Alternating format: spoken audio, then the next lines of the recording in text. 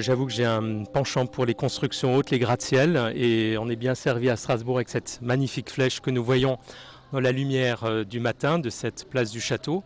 Avec 142 mètres de hauteur, Strasbourg est l'édifice du Moyen-Âge le plus haut du monde, encore debout.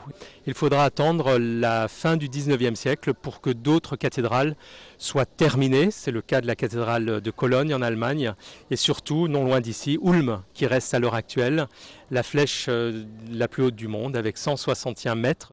Dire que cette flèche a failli disparaître, non pas dans des dégâts de guerre, non pas par des incendies, mais tout simplement par les troubles de la Révolution, puisqu'en 1794, pendant la Terreur, on décide tout simplement d'abattre la flèche de la cathédrale de Strasbourg, comme Notre-Dame de Paris, comme la Sainte-Chapelle, puisqu'elle est tout sauf symbole d'égalité. Et en fait, il y a un citoyen de Strasbourg, Sulzer, qui a une idée, je vais dire révolutionnaire.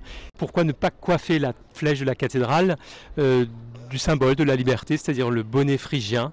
Et c'est donc lui-même, puisqu'il était serrurier ferronnier, qui va confectionner ce bonnet de tôle de 4 mètres de haut, qui sera sur la cathédrale jusqu'en 1800.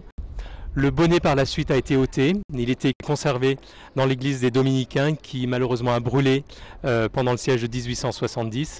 Et la cathédrale telle qu'elle se présentait à cette époque, vous la voyez peut-être ici, sur cette superbe enseigne qui se trouve au pied de la cathédrale, qui vous montre Sulzer, mais également sa grande œuvre. Donc c'est grâce à lui que peut-être de nos jours nous admirons encore la flèche de la cathédrale. Merci Monsieur Sulzer.